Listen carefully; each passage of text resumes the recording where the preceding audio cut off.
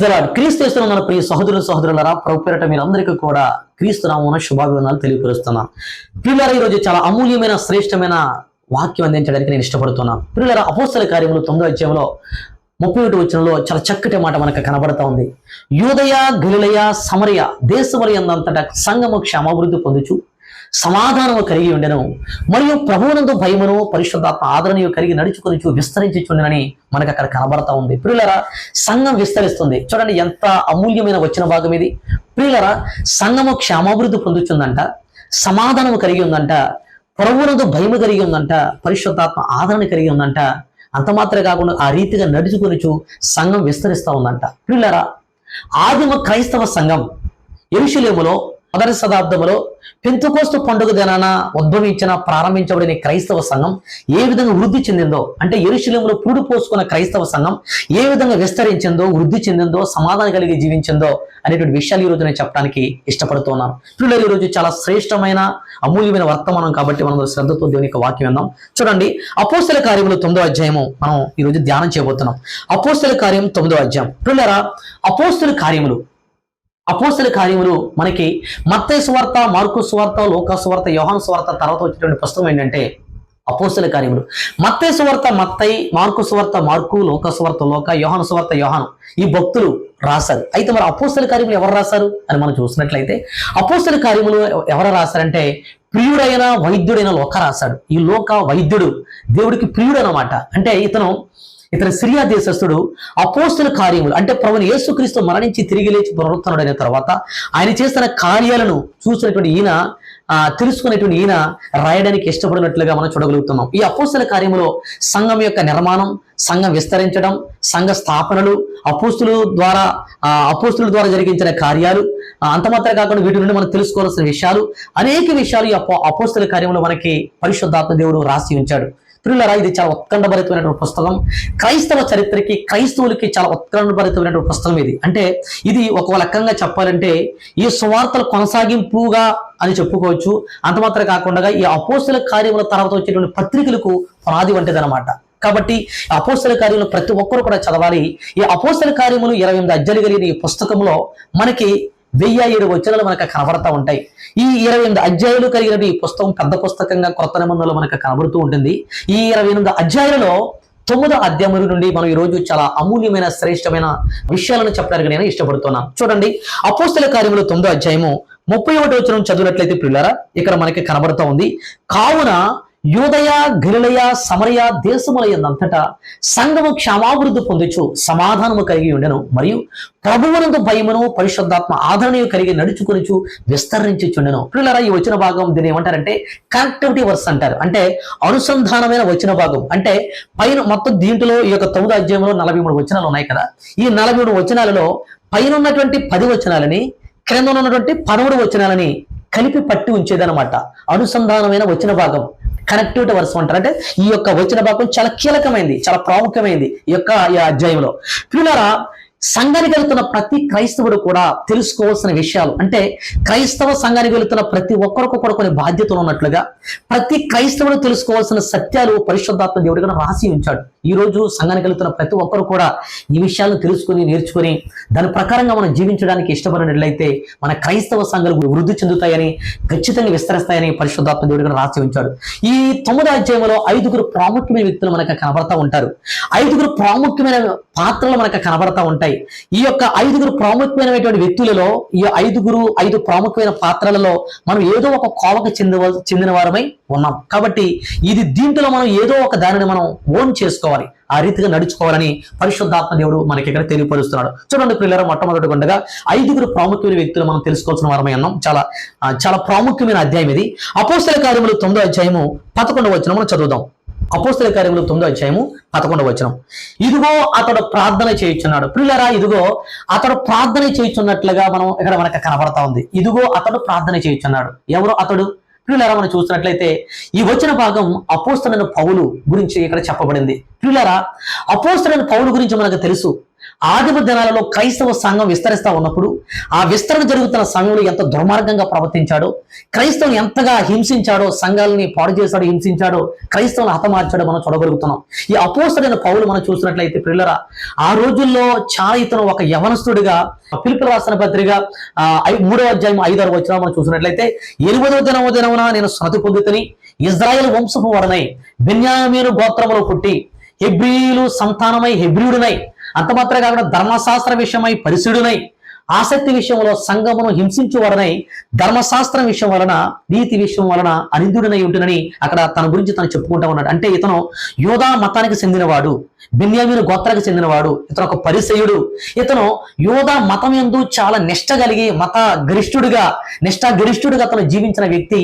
అతని మతం కాపాడుకోవడం కోసం అతను ఎంతగా అంటే క్రైస్తవుని హింసిస్తే, క్రైస్తవులను హతమారిస్తే నా మతాన్ని నేను ఏదో మేలు చేసిన వాడిగా నేను ఉంటానని కంకణం కట్టుకుని ఎవరైతే క్రైస్తవులుగా చేర్చబడుతున్నారో సంఘాల్లో వాళ్ళు హింసించడం కోసం, వాళ్ళు నాశనం చేయాలని కంకణం కట్టుకుని దుర్మార్గంగా, ఒక రకంగా చెప్పాలంటే ఈ రోజుల్లో ఒక మతోన్మాదిగా వ్యవహరించినటువంటి వ్యక్తి, ఆ రోజుల్లో చాలా దుర్మార్గంగా ప్రవర్తించిన వ్యక్తి, యెరూషలేములో ఉన్నటువంటి క్రైస్తవుల్ని హింసిస్తూ అక్కడ పని పూనుకొని ఆ పని అక్కడ జరిగించి దమస్కులో కూడా క్రైస్తవులు ఉన్నారని చెప్పేసి వాళ్ళను కూడా హతమార్చాలని ఆ ప్రధాన యాజకుల యొద్ద ఆ యొక్క తాకీదులు, ఆ పత్రాలు తీసుకుని, ఆ అనుమతి తీసుకుని వాళ్ళను కూడా హతమార్చాలని బయలుదేరుతున్నప్పుడు ఆ దమస్కు మార్గంలో ప్రభువుని యేసుక్రీస్తు దర్శించినట్లుగా, ఎప్పుడైతే వెలుగు తాకిందో అతను కింద పడిపోయినట్లుగా, అంత మాత్రం కాకుండా సౌలా సౌలా నువ్వు నన్ను ఎలా హింసించుచున్నావని ఒక స్వరం వినడం, అంత మాత్రం కాకుండా ప్రభువా నువ్వు ఎవడని ఈ వ్యక్తి అడగడం, ఇదంతా మనకు కూడా అపోస్తలుల కార్యం 9వ అధ్యాయము 1 నుండి 8 వచనాల్లో మనం చూడగలుగుతున్నాం. అంటే యేసుక్రీస్తులోకి రాకముందు, యేసుక్రీస్తు అతను దర్శించక ముందు అతను దుర్మార్గంగా జీవించినట్లుగా,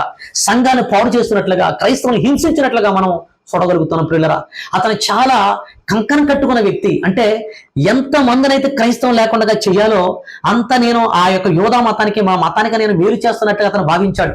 అందుకని అతను అంతగా వ్యవహరించినట్లుగా చూడగలుగుతున్నాం. కానీ యేసుక్రీస్తు అతను దర్శించిన తర్వాత, అతను మార్చిన తర్వాత ఇదిగో ఇప్పుడు అతడు ప్రార్థన చేయించున్నాడని మనకి కనబడుతోంది. చూడండి ప్రియులారా, 1వ వచనంలో మనం చూసినట్లయితే 9వ అధ్యాయం 1వ వచనంలో, సౌలు ఇంకనూ ప్రభు యొక్క శిష్యులను బెదిరించుటను హత్య చేయుటను తనకు ప్రాణాధారమైనట్టు. అంటే ఏది ప్రాణాధారమైనట్టు? క్రైస్తవులను హతమార్చడం, సంఘాన్ని హింసించడం. అందుకనే అక్కడ మనకు చూసినట్లయితే ప్రియులారా, శిష్యుడు స్టెఫను అతన్ని చంపినప్పుడు అతని యొక్క వస్త్రాలు తీసుకొచ్చినప్పుడు, అంటే అతని చావుకి సమ్మతించినట్లుగా, ఆనందించినట్లుగా సౌలు మనం చూడగలుగుతున్నాం. అంటే క్రైస్తవులు హింస పొందుతూ ఉంటే క్రైస్తవులను హతమార్చడం అనేది, అంటే అతను క్రైస్తవ సంఘాన్ని పాడు చేయడం, అంటే క్రైస్తవులను హతమార్చడం దానికి ప్రాణాధారమైనట్టుగా భావించాడు. అంటే ఇతను ఈ క్రైస్తవ మతం లేకుండా చేయాలి, క్రైస్తవం లేకుండా చేయాలని అతనికి ఒక ఆసక్తి. ఏంటంటే అతనికి సంఘాన్ని హింసించడమే ఆసక్తి, అదే అతనికి ప్రాణాధారం. అటువంటి ప్రాణాధారంగా ఉన్నటువంటి యొక్క పౌలు ఎలా మార్చబడ్డాడంటే ప్రార్థన చేసేవాడిగా అక్కడ మనకు కనబడతా ఉన్నాడు. ప్రియులారా, ఎంతగా గొప్ప మార్పు చూడండి. ఈ రోజు నేను చెప్పదలసింది ఏంటంటే, క్రైస్తవ సంఘాలలో ఈ రోజున మనకి ఎవరు కావాలంటే పౌలులాగా ప్రార్థించేటువంటి ప్రార్థన పరులు కావాలి. మనకి అపోస్తలుల కార్యం 9వ అధ్యాయం 11వ వచనంలో క్రైస్తవ సంఘంలో పౌలులాగా ప్రార్థన చేసేటువంటి వ్యక్తులు మనకి కనబడాలి. ప్రియులారా, ఈ రోజు క్రైస్తవ సంఘాలు మనం చూస్తున్నట్లయితే సంఘాలలో అన్నీ ఉన్నాయి, పాటలు ఉన్నాయి, ప్రసంగాలు ఉంటున్నాయి, స్కిట్స్ కనబడతాయి, కొరియర్స్, నాట్యాలు అన్ని క్రైస్తవ సంఘాల్లో మనకి చేస్తా జరిగిస్తూ ఉంటారు. కానీ క్రైస్తవ సంఘాలు ఈ రోజు కొదువు ఏంటంటే, లోటు ఏంటంటే ప్రార్థన లేని సంఘాలుగా కనబడతా ఉన్నాయి. పిల్లరా, ప్రార్థన క్రైస్తవ జీవితానికి ఊపిరి వంటిదని మనకు తెలుసు. క్రైస్తవ సంఘాలలో ప్రార్థన లేకపోతే చూడండి, భక్తుడు మార్టిన్ వదిలేమంటాడంటే ప్రార్థించలేని సంఘం చచ్చిన సంఘములతో సమానమని భక్తుడు చెప్తూ ఉంటాడు. అవును పిల్లరా, ఈరోజు సంఘాలు ఉద్యమం లేకపోవడానికి, సంఘ సరిహద్దులు విశాలపరచబడకపోవడానికి, నూతన ఆత్మలు చేర్చబడకుండా ఉండడానికి, క్రైస్తవ సంఘాలు ఆ రీతిగా ఉండడానికి కారణం ఏంటంటే ఈరోజు క్రైస్తవ సంఘాల్లో ప్రార్థన లేదు. పిల్లరా, ఈరోజు సంఘాలలో ప్రార్థించే వాళ్ళు కావాలి, పౌలు లాంటి ప్రార్థించేటువంటి ప్రార్థనా పరులు కావాలని దేవుడు కోరుకుంటా ఉన్నాడు. పిల్లరా, మనకి 2 రకాల పరిచర్యలు కనబడతా ఉన్నాయి. ఒకటి ఏంటంటే కంటికి కనబడేటువంటి పరిచర్య, కంటికి కనబడని పరిచర్య. కంటికి కనబడని పరిచర్య ఏంటంటే పిల్లలు మనం చూడండి, మనం చూసినట్లయితే ఇజ్రాయేల్ ప్రజలు ఐగుప్తు దేశం ఉన్న తర్వాత వాళ్ళు కానాను దేశానికి అంటే వెళ్ళడానికి దేవుడు వారిని విడిపించిన తర్వాత, విమోచించిన తర్వాత, వాళ్ళు విమోచించి వారిని నడిపిస్తా ఉన్నటువంటి యొక్క యాత్రలో ఎర్ర సముద్రం దాటిన తర్వాత ఇజ్రాయేలుకు మొట్టమొదటికుండా ఎదురైన శత్రులు ఎవరంటే అమాలేకీయులు. ఈ అమాలేకీయులను ఎదిరించడానికి, ఓడించడానికి ఈ మోషే భక్తులు ఏమంటాడంటే యెహోషువని పిలిచి, యెహోషువ, అమాలేకీయులు యుద్ధం చేయడానికి మన యొక్క జనాంగానికి ఎదురవుతున్నారు కాబట్టి నువ్వు ఇజ్రాయేల్ ఉన్నటువంటి వ్యక్తుల్ని, యుద్ధం చేసే వ్యక్తులను తీసుకొని నువ్వేం చేయాలంటే యుద్ధం చేయడానికి నువ్వు బయలుదేరి వెళ్ళు, నేను కొండ శిఖరం ఎక్కుతాను అని చెప్పి ఈ యొక్క యెహోషువతో చెప్పినప్పుడు మోషే తనతో చెప్పినట్లుగా చేస్తాడు. అయితే ఈ యొక్క మోషే ఏం చేస్తాడంటే, మోషేతో పాటు అహరోను హూరులు మనం వెళ్ళటం మనం నిర్గమకాండం 17వ అధ్యాయం 8వ వచనంలో చూడగలుగుతాం ప్రియులారా. అది చాలా వచ్చిన భాగాల్లో మనం ఆ భాగం చదువుకుంటూ వెళితే అక్కడ ఈ కొండ శిఖరం ఎక్కినటువంటి ఈ యొక్క మోషే ఏం చేస్తాడంటే 2 చేతులు పైకెత్తి ప్రార్థన చేస్తాం. అంటే 2 చేతులు కర్ర చేతలు పట్టుకుని 2 చేతులు పైకెత్తుతాడు. ఎప్పుడైతే 2 చేతులు పైకెత్తుతాడో ఇక్కడ కింద ఉన్నటువంటి యుద్ధం జరుగుతుంది కదా, మోషే 2 చేతులు పైకెత్తినప్పుడు ఇజ్రాయేలు గెలుస్తున్నారంట. మోషే 2 చేతులు కిందకి దించుతున్నప్పుడు అమాలేకీయులు గెలుస్తున్నారంట. అంటే ఇజ్రాయేలు గెలవాలంటే, విజయం సాధించాలంటే 2 చేతులు పైకెత్తి ఉంచాలా. అలా ఎంతసేపు ఉంచగలుగుతాడు? చేతులు బరువెక్కుతాయి కదా, చేతులు లాగుతాయి కదా, గుంజుతాయి, బరువెక్కుతాయి కదా. కాబట్టి ఈ 2 చేతులు బరువుగా ఉన్నప్పుడు వెంటనే అహరోను హూరులు గ్రహించి ఏం చేశారంటే సహాయం కోసం అతనికి ఏం చేశారంటే పక్కన ఉన్నటువంటి ఒక రాయిని తీసుకొచ్చి ఆ రాయి మీద మోషేను కూర్చుండబెట్టి ఆ 2 చేతులను ఆదుకొనగా, అంటే ఒకడు ఈ పక్కను ఒకడు ఆ పక్కను, అహరోను హూరులు కుడి ప్రక్క ఎడమ ప్రక్క ఉండి ఆ 2 చేతులు ఆదుకున్నట్లుగా, అంటే 2 చేతులతో పట్టు కూడా ఈ 2 చేతులు అంటే మొత్తం 6 చేతులు, ఇరువురు 2 చేతులు, మోషే చేతులు, మొత్తం 6 చేతులు పైకి ఎత్తబడి ఉన్నాయి. అంటే ఈ చేతులు పైకి ఎత్తబడడం చూసినటువంటి ఇక్కడ మనం చూసినట్లయితే సూర్యుడు అస్తమించే వరకు కూడా ఆ 2 చేతులు పైకి ఉంచిన కారణం చేత కింద ఉన్నటువంటి ఇజ్రాయేలు గెలిచినట్లుగా, అమాలేకీయులు ఓడిపోయినట్లుగా మనం చూడగలుగుతున్నాం. పిల్లరా, అంటే 2 చేతులు పైకెత్తడం అనేది దేనికి గుర్తుగా ఉందంటే మనకి కీర్తన గ్రంథం 141:2 వచనం, చేతులు పైకెత్తడం సాయంకాల నైవేద్యములను నీ దృష్టికి అంగీకారం అగునుగా. కానీ మనకంటే పరిశుద్ధ గ్రంథంలో చేతులు ఎత్తడం అనేది మనకి కనబడితే ప్రార్థించడానికి గుర్తు అనమాట. అంటే ప్రార్థనకు గుర్తుగా ఉంది. అంటే ఇక్కడ మనకి మోషే మనకు కనబడడు కానీ యెహోషువ కనబడుతున్నాడు. అంటే యుద్ధంలో అమాలేకీయులు ఓడిపోవడానికి, ఇజ్రాయేలు గెలవడానికి కారణం మనకు యెహోషువ కనబడతాడు. కానీ అసలు యెహోషువ యుద్ధం చేయడానికి బలము శక్తి దేని ద్వారా వచ్చిందంటే చేతులు పైకెత్తడం ద్వారా వచ్చింది. అంటే అది కంటికి కనబడట్లేదు. కొండ శిఖరం మీద జరుగుతున్నటువంటి ఆ సంఘటన కింద ఇజ్రాయేలు ఎవరికి తెలియదు, కానీ అక్కడ రహస్యంగా మనకు కనబడతా ఉంది. ప్రియులారా, ఈనాడు కూడా ప్రార్థన చేసే వాళ్ళు ఎవరికి కనబడరు. కానీ క్రైస్తవ సంఘాలు విస్తరించడానికి ఈ రోజు ఇండ్ల దగ్గర విశ్వాసులు చాలా మంది ప్రార్థన చేస్తూ ఉంటారు. మంచిదే. ఈ రోజుల్లో రహస్య ప్రార్థనలు, మనకి ప్రార్థన చేసేటువంటి ప్రార్థనా పరులు కావాలని దేవుని యొక్క వాక్యం చెప్తుంది. ఈ రోజు క్రైస్తవ సంఘాలు విస్తరించడానికి, ఆదిమ దినాలలో సంఘం విస్తరించడానికి కారణం ఏంటంటే వాళ్ళందరూ కూడా ఏకాత్మ కలిగి ఏక మనసుతో ఐక్యతతో ఎడతెగక ప్రార్థన చేస్తున్నట్లుగా మనం చూడగలుగుతున్నాం. ఎడతెగక ప్రార్థన చేశారు కాబట్టి క్రైస్తవ సంఘాలు విస్తరించినట్లుగా మనం చూడగలుగుతున్నాం. కాబట్టి ఇక్కడ మొట్టమొదటి కొండగా మనకు పౌలు కనబడుతున్నాడు. ఇదిగో అతడు ప్రార్థన చేస్తున్నాడు. కాబట్టి పౌలులాగా ప్రార్థన చేసేటువంటి భక్తులు, ప్రార్థన పరులు, విజ్ఞాపన కర్తలు క్రైస్తవ సంఘాలు ఉండాలని దేవుని యొక్క వాక్యం చెప్తుంది. పిల్లలు, మనం రెండవది మనం చూద్దాం. ఇకపోతే మనకి రెండవ వ్యక్తి మనకు కనబడుతున్నాడు. చూడండి, అపోస్తల కార్యములు 9వ అధ్యాయము 10వ వచనం, 5వ వచన భాగం చదవండి. అక్కడ దమస్కులో అననీయ అని ఒక శిష్యుడు ఉండెను. ప్రభువు దర్శనమందు అననీయ అని అతనిని పిలువగా అతడు, ప్రభువా ఇదిగో నేనున్నానని. చూడండి పిల్లరా, ఇక్కడ మనం చూసినట్లయితే దేవుడు ప్రభు దర్శనమందు పిలుస్తున్నప్పుడు అననీయ అంటున్నాడు, అతని పిలువుగా ప్రభువా ఇదిగో నేనున్నానని. పిల్లరా, మనం చూడండి, అననీయ దమస్కులో గొప్ప భక్తుడు. ఇతని గురించి మనం చాలా విషయాలు నేర్చుకోవాల్సిన వారు విన్నాం. అననీయ ఇతను ఒక శిష్యుడు. ఇతను దమస్కు ప్రాంతంలో ఒక శిష్యుడు. అంటే దేవుని దృష్టిలో అననీయ యోగ్యుడిగా ఉన్నట్లుగా మనం చూడగలుగుతాం. అంటే ప్రభువు మాట్లాడాలంటే యోగ్యత కలిగి ఉన్నట్లుగా మనం చూడగలుగుతున్నాం. అంత మాత్రం కాకుండా ఎందుకు యోగ్యుడు నేను అన్నానంటే, ఇప్పుడు పౌలుని దేవుడు దర్శించవలసిన స్థలం చూసినట్లయితే యెరూషలేములో అతను పడవేయచ్చు కదా. ఎందుకు దమస్కు ప్రాంతం వరకు తీసుకొచ్చి అక్కడ పడవేశాడు, అక్కడ పడిపోయాడంటే, అంటే అతను ఆ రహస్య శిష్యుడు అననీయ అక్కడ మనకు ఉన్నట్లుగా దమస్కు ప్రాంతంలో చూడొచ్చు. మనం కొన్ని విషయాలు ధ్యానించబోదాం. అననీయ దేవుని దృష్టిలో యోగుడిగా ఉన్నాడంట. అంతమాత్రం కాకుండా అననీయ దేవుని యొక్క ఆలోచనలో ఉన్నాడంట. క్రైస్తవ్యానికి శత్రుగా ఉన్న సౌలును సహోదరుడని పిలిచినట్లు, అంతమాత్రం కాకుండా దేవుని యొక్క స్వరాన్ని గుర్తించినట్లు, దేవుని యొక్క స్వరానికి స్పందించినట్లు మనం చూడగలుగుతున్నాం ఈ యొక్క వచన భాగాలు. అంతమాత్రం కాకుండా అననీయ అంట భక్తిపరుడంట, యూదులందరి చేత మంచి పేరు పొందినవాడంట. అతను దేవుని ఆత్మతో నింపబడిన వాడంట. పౌలును ఆదరించాడంట, ప్రోత్సహించాడంట. అంతమాత్రం కాకుండా తన యొక్క అనుమానాన్ని ప్రభువుకు తెలియజేశాడంట.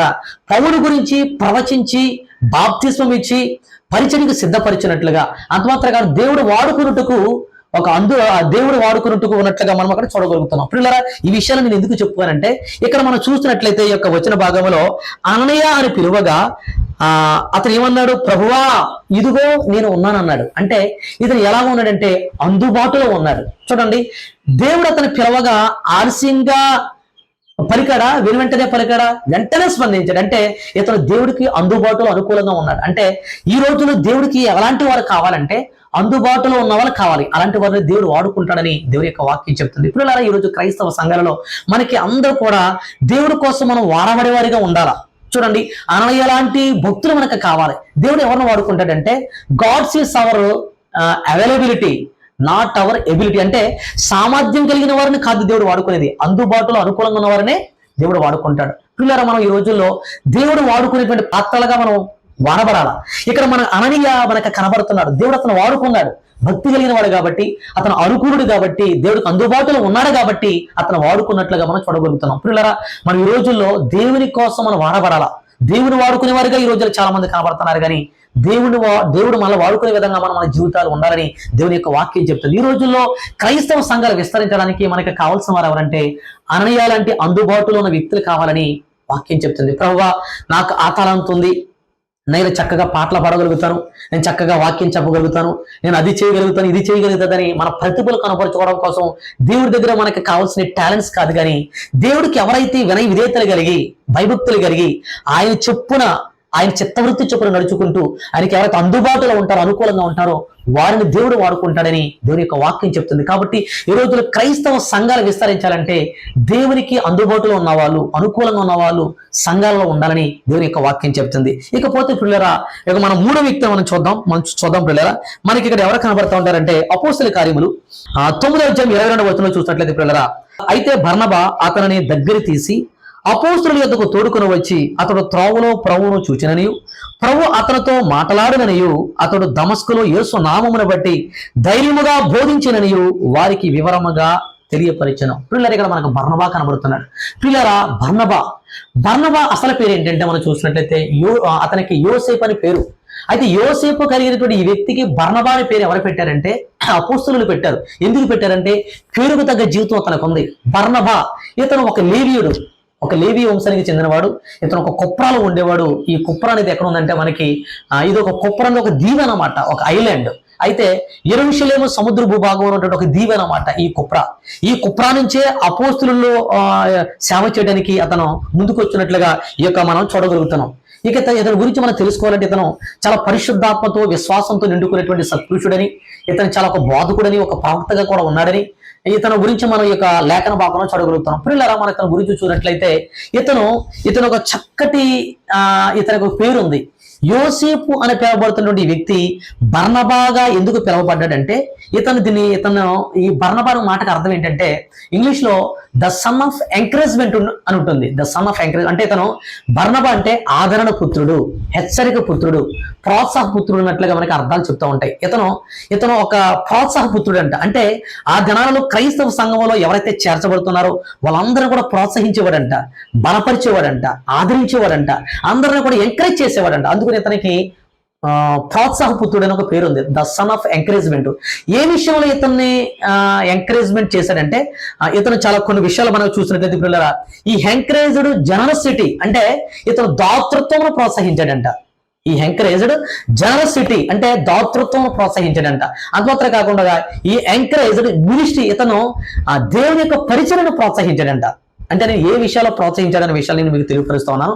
ఈ ఎంకరేజ్డ్ జనరసిటీ, ఈ ఎంకరేజ్డ్ మినిస్ట్రీ, ఈ ఎంకరేజ్డ్ బ్రదర్లీ లవ్ అంటే సహోదర ప్రేమను ప్రోత్సహించాడంట. అంటే క్రైస్తవ సంఘాల్లో సహోదర ప్రేమ కలిగి ఉండి మనం జీవించాలి, భక్తి కలిగి జీవించాలనే విషయాలు అతను సహోదర ప్రేమ కలిగి ఉండే విషయాల్లో అతను చాలా ప్రోత్సహించినట్లుగా మనం చరిత్రలో చూడగలుగుతాం ఈ విషయాలన్నీ కూడా. ఇకపోతే ఈ ఆల్సో ఎంకరేజ్డ్ ఎవాంజలిజం అంటే స్వార్థ పరిచయను ప్రోత్సహించాడంట.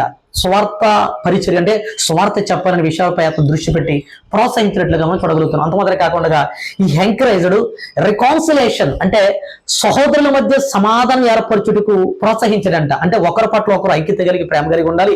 ఒకరి మధ్య ఒకరి విభేదాలు కానీ తారతమ్యాలు కానీ భేదాభిప్రాయాలు లేకుండా ఏవీ లేకుండా మీరు ఐక్యత కలిగి ఉండాలని, సహోదరుల మధ్య ఆ సౌభాతృత్వం ఆ సౌశీల్యం కలిసి ఉండాలన్నట్లుగా ప్రోత్సహించినట్లుగా ఆదిమ సంఘాల్లో ఇతను చాలా ప్రోత్సహించాడని అందునే ద సన్ ఆఫ్ ఎంకరేజ్మెంట్ ప్రోత్సాహపుత్రుడిగా ఇతను పిలువబడుతున్నాడు. ఇకపోతే ఇంకా ఏ విషయాల్లో ఎంకరేజ్ చేశాడంటే ఇతను ఈ ఎంకరేజ్డ్ యూనిటీ అంటే ఐక్యత కలిగి జీవించాలని ఐక్యతలో ప్రోత్సహించాడంట. అంత మాత్రమే కాకుండా ఈ ఎంకరేజ్డ్ ఇమిటేషన్ అంటే ఇతను క్రీస్తు పోలి జీవించుటలో మాదిరి అన్నమాట. క్రీస్తును పోలి నడుచుకోవాలని ప్రోత్సహించినట్టు ఇతను కూడా క్రీస్తులా జీవించినట్లుగా మనం ఆ మాదిరిలో వెళ్ళినట్లుగా మనం అనేక విషయాలు మనం తెలుసుకుంటున్నాం. పిల్లరా, ఇతను ఒక లీవీయుడు అయితే ఈ బర్నబా ఆదిమ దినాలలో మనం ఏ విషయంలో ఎక్కువగా ప్రోత్సహించాడంటే, ఇప్పుడు సౌలు పౌలుగా మార్చబడ్డాడు కదా, అంటే ప్రభువులకు వచ్చి ఉన్నాడు కదా. ఈ పౌలు సంఘాల్లోకి వచ్చి దేవుని యొక్క వాక్యం చెప్పడానికి వస్తా ఉన్నప్పుడు, సంఘాల్లోకి వస్తున్నప్పుడు ఎవరు కూడా ఆదిమ దినాల్లో ఎవరు కూడా ఈ పౌలుని చేర్చుకోలేదు. దానికి కారణం ఏంటంటే, కురుడుగా దుర్మార్గుడిగా జీవించిన వ్యక్తి మారాడంటే ఎవరు కూడా నమ్మలేదు. కానీ సంఘాల్లో ఎవరితన్ని చేర్చుకోలేని సమయంలో ఎవరో ప్రోత్సహించకపోతే, ఎవరు ఆదరించకపోతే, ఎవరు బలపరచకపోతే ఈ యొక్క ప్రోత్సాహపుత్రుడు బర్నబా చేరదీసుకుని మనం చూడగలుగుతున్నాం కదా. ఇక్కడ 22 వచనంలో చూడండి ప్రియులారా. అయితే బర్నబా అతనిని దగ్గర తీసుకుని, ఎవరిని? పౌలును దగ్గరికి తీసుకుని అంత మాత్రమే కాకుండా అపోస్తలుల యొద్దకు తోడుకుని వచ్చి అతడు త్రోవలో ప్రభువును చూచిననియు ప్రభు అతనితో మాట్లాడననియు అతడు దమస్కులో యేసు నామమును బట్టి బోధించినని అతని గురించి వివరంగా చెప్పినట్లుగా మనం చూడగలుగుతున్నాం. అంటే పౌలును ప్రోత్సహించినట్లుగా, పౌలును ధైర్యపరిచినట్లుగా మనం చూడగలుగుతున్నాం. పిల్లలు, ఈరోజు మనందరికీ కూడా ఈ మనసు ఉండాలి. బర్నబా లాంటి మనసు ఉండాలి. ఈరోజు క్రైస్తవ సంఘాలలో ఎవరైనా కొత్త వాళ్ళు వస్తున్నప్పుడు మనం ప్రోత్సహించాలా. ఎవరైనా చక్కగా పాటలు పాడుతున్నప్పుడు పాటలు పాడే వాళ్ళందరూ కూడా ప్రోత్సహించాలి. అంతే తప్ప ఆ వ్యక్తి బాగా పాడుతున్నప్పుడు అంతగా బాగా పాడుతున్నాడా, నాకన్నా పాడతాడన్నట్టుగా పాటలు పాడేవాళ్ళు, నాకన్నా బాగా చెప్పగలుగుతాడా, నాకన్నా చేయగలుగుతాడా, నాకన్నా ఏదైనా నడిపించగలుగుతారనేటువంటి ఆలోచనలు క్రైస్తవ సంఘాలలో వ్యక్తుల మధ్య ఉన్నాయి కాబట్టి ప్రోత్సహించలేని వారుగా కనపడతా ఉన్నారు. కానీ ఈ రోజుల్లో క్రైస్తవ సంఘాలలో ప్రోత్సహించేటువంటి ఈ బర్నబా లాంటి వాళ్ళు కావాలని దేవుని యొక్క వాక్యం చెప్తుంది. ఇతను ఒక ద సన్ ఆఫ్ ఎంకరేజ్మెంట్, ప్రోత్సహించేటువంటి ప్రోత్సాహపుత్రుడు, ఆదరణ పుత్రుడు, అంత మాత్రమే హెచ్చరిక పుత్రుడు, హెచ్చరించినట్లుగా కూడా మనం బైబిల్ గ్రంథంలో చూడగలుగుతున్నాం. కాబట్టి మనకి ఈ చెప్పుకుంటూ వస్తున్న వచనాలు ఏంటంటే, మనం చూసాం పౌలులాగా ప్రార్థన చేసే వాళ్ళకి కావాలి. అంతమాత్రం కాకుండా అనయ్య లాంటి అందుబాటులో అనుకూలంగా ఉన్న వ్యక్తులు కావాలి. అంతమాత్రం కాకుండా బర్నబా లాగా ప్రోత్సహించే వాళ్ళు, ఆదరించే వాళ్ళు క్రైస్తవ సంఘాల్లో ఉంటే సంఘాలు విస్తరిస్తాయని దేవుని యొక్క వాక్యం చెప్తుంది. పిల్లల 4 వ్యక్తులు మనం చూద్దాం. ఇక్కడ మనకు కనబడుతుంది పిల్లల, చూడండి పిల్లల, మనకి 4 వ్యక్తులు మనకి ఎవరు కనబడతారంటే అపోస్తల కార్యములు 9:32 వచనం. ఆ తరువాత పేతురు సకల ప్రదేశములలో సంచారము చేయుచు లుద్దాలో కాపురమున్న పరిశుద్ధుల యొద్దకు వచ్చెను. అతడు పక్షవాయువు కలిగి 8 ఏండ్ల నుండి మంచము పట్టి ఉండిన అయినయ్య ఒక మనుషుని చూచి, పేతురు, అయినయ్యా, యేసుక్రీస్తు నిన్ను స్వస్థపరుచుచున్నాడు, నువ్వు లేచి పరుపు నీవే పరుచుకొనుమని అతనితో చెప్పగా వెంటనే అతడు లేచెను. Praise the lord. పిల్లలు, ఇక్కడ మనకి పేతురు భక్తుడు కనబడుతున్నాడు. పేతురు గురించి మనం చాలా విషయాలు మనం నేర్చుకున్నాం. పిల్లరా, పేతురు గొప్ప భక్తుడు. ఇతను గలిలయ కపెర్నహూములో జీవించేవాడు. పేతురు గొప్ప స్వార్థికుడు. ఇతని ప్రసంగం ద్వారా పెంతుకోస్తు పండుగ దినాన ఒక్క ప్రసంగం ద్వారా 3000 మంది ఎవరు మనసు పొందినట్లుగా, రక్షించబడినట్లుగా క్రైస్తవ సంఘం అప్పుడే కదా మనకి ప్రారంభమైంది. అయితే పిల్లరా, ఇటువంటి స్వార్థీకరణ, ఇటువంటి ఇతని యొక్క మన యొక్క పేతురు గురించి మనం చూసినట్లయితే ఇతను స్వార్థ పరిచయం చేసినట్లుగా మనకు కనబడతా ఉంది. స్వార్థ వెదజల్లాడు. స్వార్థ ద్వారా అనేకులు ప్రభావితం చేశారు. అంత మాత్రమే కాకుండా ఇతను అద్భుతాలు చేస్తున్నట్లుగా కూడా, అంటే దేవుని యొక్క శక్తి ద్వారా కూడా మనకి అక్కడ అద్భుతాలు కనుపరిచినట్లుగా, ఇతను నేరపడితేనే రోగులు స్వస్థత పొందినట్లుగా మనం పరిశుద్ధ గ్రంథంలో చూడగలుగుతున్నాం. పిల్లరా, ఈనాడు క్రైస్తవ సంఘాలలో మనకి ఏం కనబడాలంటే స్వార్థీకరణ జరగాలి. అంటే ఈ రోజుల్లో వస్తున్నటువంటి ఆత్మలే కాకుండా నూతన ఆత్మలు చేర్చబడాలంటే క్రైస్తవ సంఘానికి వస్తున్నటువంటి ప్రతి ఒక్క వ్యక్తి కూడా ఒక బాధ్యత కలిగి ఉండాలి. పేతురులాగా. పేతురు స్వార్థ ప్రకటన అంటే స్వార్థ చెప్పాడు. పిల్లలు, ఈ రోజు క్రైస్తవ సంఘానికి వస్తున్న విశ్వాసాలందరూ కూడా చూడండి, ఒక సర్వేలో తేలిన విషయం ఏంటంటే, నేను చదివిన ఒక పుస్తకం పేరు ఏంటంటే ఫిషింగ్ అనేది ఆస్పాల్ట్ అనేది ఒక పుస్తకం అన్నమాట. ఆ పుస్తకంలో ఏం రాయబడి ఉందంటే, ఒక క్రైస్తవుడు అంట తన జీవిత కాలంలో 6000 వర్తమానాలు వింటాడంట. ఒక క్రైస్తవుడు ఇంచుమించు తన జీవితకాలంలో 6,000 పైన వర్తమానాలు ఏంటంటే ప్రసంగాలు తన జీవితకాలం వింటూనే వస్తూ ఉంటాడు అనమాట. అంత మాత్రమే కాకుండా 8,000 ప్రార్థనలు వింటాడంట. ప్రార్థన చేస్తా 8,000 ప్రార్థనలు వింటాడంట. అంత మాత్రమే కాకుండా 20,000 పాటలు మరలా పాడుతూ ఉంటాడంట. అంటే 6,000 వర్తమానాలు వింటాడు, 8,000 ప్రార్థనలు వింటాడు, 20,000 పాటలు మరలా పాడుతూ ఉంటాడు. కానీ యేసుక్రీస్తుని వ్యక్తిగత రక్షకునిగా అంగీకరించమని ఒక వ్యక్తిని కూడా అతను అడగడంట. చూడండి ఎంత బాధాకరమైన విషయం. ఈ రోజున క్రైస్తవ సంఘాలు విస్తరించలేకపోవడానికి కారణం ఏంటంటే స్వార్థ లేకపోవడం, అంటే దేవుని గురించి చెప్పలేకపోవడం అన్నమాట. నా జీవితం మారింది, నేను మార్పు పొందాను, దేవుడు నా జీవితంలో గొప్ప కార్యాలు చేశాడు, దేవుడే నన్ను మార్చాడని తన జీవితం ద్వారా తన సాక్ష్యాన్ని పంచుకుని అనేకులు ప్రభు వద్దకు తీసుకుని రావడం లేదు. కాబట్టి ఈరోజు క్రైస్తవ సంఘాలనేవి కూడా విస్తరించలేనటువంటి సంఘాలుగా కనబడతా ఉన్నాయి. అంత మాత్రం కాకుండా నేను సర్వే పుస్తకంలో చదివాను. స్వార్థీకరణ సర్వేలు తేలిన వాస్తవాలు ఏంటంటే ఈ రోజుల్లో 95% క్రైస్తవులంట క్రీస్తు కొరకు కనీసం ఒక్క ఆత్మనైనా సంపాదించడం లేదంట. అంత మాత్రం కాకుండా 80% క్రైస్తవులు క్రీస్తు కొరకు క్రమంగా స్వార్థ చెప్పడం లేదంట. కేవలం 2% మాత్రమే క్రైస్తవులు స్వార్థ పరిచయంలో ఉన్నారంట. చూడండి ఎంత బాధాకరమో. అంటే చాలా మంది ఇంకా మార్పు పొందక, మారు మనసు పొందక, స్వార్థ అందక చాలా మంది నశించిపోతా ఉన్నారు. కాబట్టి వాళ్ళందరికీ కూడా మనం దేవుని గురించి చెప్పి క్రైస్తవ సంఘాలకి నడిపించడం అనేది ఒక బాధ్యత. కాబట్టి ఇక్కడ పేతురు మనకి స్వార్థ ప్రకటించినట్లుగా ప్రతి ప్రాంతానికి వెళ్ళి స్వార్థ చెప్పి అనేకలు బలపరిచినట్లుగా, అద్భుతాలు కనబరిచినట్లుగా మనకు కనబడతా ఉంది. కాబట్టి అద్భుతాలు చేసేటువంటి వాళ్ళు కలిగి ప్రియులారా, మనకు అద్భుతాలు జరగాలంటే శక్తివంతంగా ప్రార్థన చేయాలి, దేవుని వైపు చూడాలి.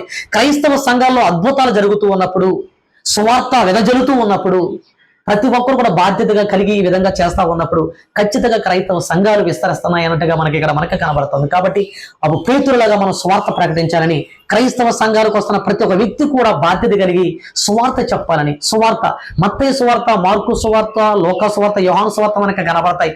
ఈ 4 సువార్తలే కాకుండా మనమే ఒక సువార్తగా అంటే మన జీవితం ఒక సువార్తగా మనకి సమాజం మధ్య కనబడుతూ అటువంటి మాదిరికరమైన జీవితం జీవిస్తూ అనేకలను ప్రభావితం చేసి దేవుని సన్నిధిని నడిపించాలని దేవుని యొక్క వాక్యం చెప్తుంది. కాబట్టి మనకి 4వ వ్యక్తిగా పేతురు కనబడతా ఉన్నాడు. పిల్లలు లేకపోతే చివరగా 5వ వ్యక్తిగా మనకి ఎవరు కనబడుతున్నారంటే చూడండి 9వ అధ్యాయము 36వ వచనంలో, మరియు యొప్పేలో తబితా అను ఒక శిష్యురాలు ఉండెను, ఆమెకు భాషాంతరమున దోర్క అని పేరు, ఆమె సత్క్రియలను ధర్మకార్యములను బహుగా చేసి ఉండెను. పిల్లలు ఇక్కడ మనకి ఎవరు కనబడతారంటే శిష్యురాలు, ఇక్కడ తబితా, ఇక్కడ మనకు దోర్కా కనబడుతుంది. పిల్లల దోర్కా ఇవి శిష్యురాలు, ఇవి చాలా భక్తిపరురాలు, చాలా భక్తి కలిగి జీవించింది. ఎంతగా భక్తి కలిగి జీవించిందంటే యాకోబు రాసిన పత్రిక 1:2 వచనంలో, తండ్రి అయిన దేవుని ఎదుట పవిత్రమును నిష్కలంకమును భక్తి ఏదనగా దిక్కులేని పిల్లలను విధవరాండ్రను వారి ఇబ్బందులో పరామర్శించుటయు ఇహలోక మాలిన్యము తన కంటకుండా తన కాపాడుకునుడని దేవుని యొక్క వాక్యం చెప్తుంది. అంటే విధవరాండ్రను, దిక్కులేని పిల్లలను ఆదరించడం, పరామర్శించడం. పిల్లరా,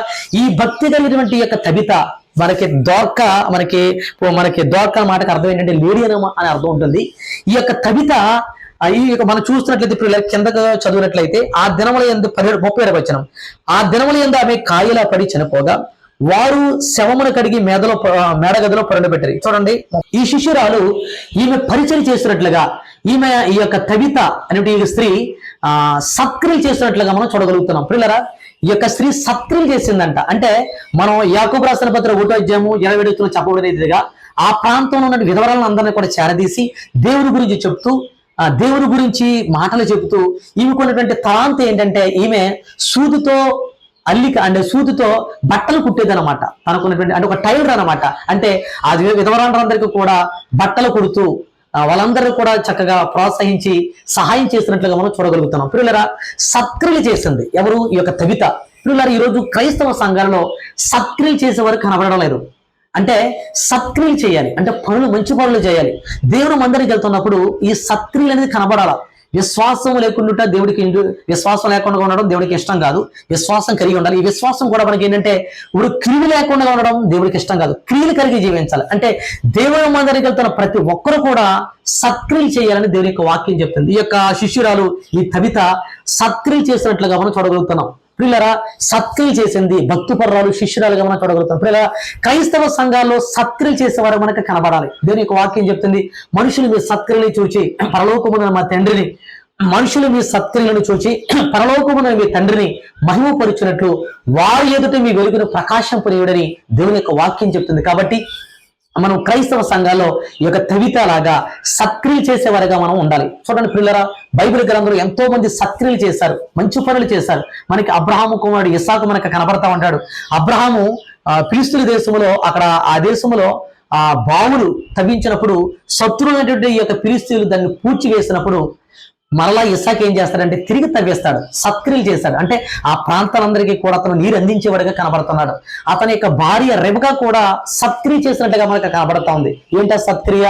ఎలియాజరు ఆ ఒంటులు ఆ బావి దగ్గర ఉన్నప్పుడు, ఆ ఒంట్లు దాహంతో ఉన్నప్పుడు ఆ యొక్క బావిలోకి వెళ్ళి ఆ నీరంతా కూడా ఛేదించి ఆ యొక్క దాహం తీర్చినట్లుగా పని చేస్తున్నట్లుగా మనకు కనబడుతుంది. పిల్లరా, మనమందరం ఈ రోజుల్లో సత్క్రియలు చేసేవారుగా ఉండాలని దేవుని యొక్క వాక్యం చెప్తుంది. పిల్లరా, ఈ రోజు ఉన్నటువంటి వర్తమానం మనం చూసినట్లయితే క్రైస్తవ సంఘాలు విస్తరించాలంటే, క్రైస్తవ సంఘాలు వృద్ధి చెందాలంటే, క్రైస్తవ సంఘాలు బలోపేతం కావాలంటే 5 ప్రాముఖ్యమైన వ్యక్తులు మనకి ఇక్కడ మనం ధ్యానం చేశాం. కాబట్టి ఈ 5 ప్రాముఖ్యమైన వ్యక్తులు ఏ విధంగా జీవించారో ఆ రీతిగా మనం క్రైస్తవ సంఘాలు జీవించి నడుచుకుంటే క్రైస్తవ సంఘం విస్తరిస్తుందని. అంటే మనకు చూసినట్లయితే పౌలులాగా ప్రార్థన చేసేవాళ్ళు, అననీయలాగా అందుబాటులో ఉన్నవాళ్ళు, బర్నబాలాగా ప్రోత్సహించేవాళ్ళు, పేతురులాగా సువార్త ప్రకటించేవాళ్ళు, ద్వారకాలాగా సత్క్రియలు చేసేవాళ్ళు క్రైస్తవ సంఘంలో కనబడితే క్రైస్తవ సంఘం విస్తరిస్తుందని, వృద్ధి చెందుతుందని, నానాటికి అభివృద్ధి చెందుతుందని, దేవుడి నామమునకు మహిమకరంగా జీవిస్తుందని దేవుని యొక్క వాక్యం చెప్తుంది. కాబట్టి తెలుసుకున్న మనం అందరూ కూడా రీతిగా జీవిద్దాం. అట్టి కృప దేవాది దేవుడు మన అందరికీ కూడా దేవుడు అనుగ్రహించునుగాక. ఆమేన్. ప్రార్థన చేసుకుందాం. పరిశుద్ధుడా, ప్రేమ కలిగిన తండ్రి, మహోన్నతుడా, మహాగరుడైన మా దేవ, మీకు కృతజ్ఞతాస్తుతులు స్తోత్రాలు. ఈ దినమందు ప్రవ్వా, ఇదిగో తండ్రి, అపోస్తల కార్యములు 9వ అధ్యాయం నుండి ప్రవ్వా కొన్ని విషయాలు ప్రవ్వా నేర్చుకున్నట్టుకు ప్రవ్వా మీరు చూపిన కృపను బట్టి వందనాలు. ఆదిమ దినాలలో క్రైస్తవ సంఘం నాయన ఇదిగో చూసినట్లయితే యూదయ, గలిలయ, సమరయ దేశముల యందంతటా సంఘం క్షేమాభివృద్ధి పొందొచ్చు అయ్యా, సమాధానం కలిగి ఉన్నట్లుగా. అంత మాత్రమే కాదు ప్రవ్వా, పరుగునందు భయమును పరిశుద్ధాత్మ ఆదరణ కలిగి నడుచుకొని విస్తరించినట్లుగా నేను చూడగలుగుతున్నాం ప్రవ్వా. ఆనాడు ఆ సంఘం వృద్ధి చెందడానికి కారణం ప్రవ్వా ఇదిగోనైనా క్రైస్తవ సంఘాలు ఆదిమ దినాలు ఏ రీతిగా నడుచుకున్నాయో ప్రభు, ఇంటింట అయ్యా వాళ్ళు కూడుకుని ప్రార్థన చేసి ప్రవ్వా ఎరదగగా ప్రార్థన చేస్తున్నట్లుగా ప్రభు చూడగలుగుతున్నాం ప్రవ్వా. ఇదిగో 9వ అధ్యాయంలో నా దేవా, నా ప్రభు 5 ప్రాముఖ్య వ్యక్తులనైనా పౌలు ప్రార్థించినట్లుగా, అంతవా కాకుండా ప్రవ్వా అననీయ అందుబాటులో ఉన్నట్లుగా ప్రవ్వా, బర్నబా క్రైస్తవ సంఘంలో ప్రోత్సహించినట్లుగా ప్రవ్వా, పేతురు సువార్త ప్రకటించినట్లుగా ప్రవ్వా, నా దేవా నా ప్రభా ఇదిగో తండ్రి కవిత ప్రభా సత్క్రియలు చేసినట్లుగా చూడగలుగుతున్నాం ప్రభా. నా తండ్రి నా ప్రభా క్రైస్తవ సంఘంలో కూడా ఇటువంటి మాదిరికరమైన జీవితాలు ప్రతి ఒక్కరిగా దయచేయి. క్రైస్తవ సంఘానికి వస్తున్న ప్రతి ఒక్క విశ్వాసం కూడా బాధ్యతలు కలిగి ఉన్నాడని ప్రభా, ఓ నా తండ్రి దేవుడికి లెక్క అప్పచెప్పవలసిన వాడే ఉన్నాడని గుర్తెరిగి ప్రభా నమ్మకస్తులుగా ఈ రీతిగా నడుచుకున్నట్టుగా మీ కృపను ప్రభా విస్తరింపచేయమని ప్రార్థన చేస్తున్నాను ప్రభా. ప్రతి సంఘాలపై మీ కృప విస్తరించునుగా ప్రార్థిస్తున్నాను ప్రభా. ప్రతి క్రైస్తవ సంఘం వృద్ధి చెందాలని ప్రార్థన చేస్తున్నాను ప్రభా. ఇంతవరకు మాతో మాట్లాడిన విధానాన్ని బట్టి మీకు స్తోత్రాలు. ప్రతి ఒక్కరిని కూడా బలపరిచి మీ నామానికి మేము తెచ్చుకోమని, వాక్యానుసారమైన జీవితం మాకు దయచేయమని, ఆ రీతిగా నడిపించి మహిమ పొందమని యేసుక్రీస్తు పరిశుద్ధ నామమును బట్టి అడిగి పొందుకున్నాం మా పరమ తండ్రి. ఆమేన్. Praise the Lord. Thank you all.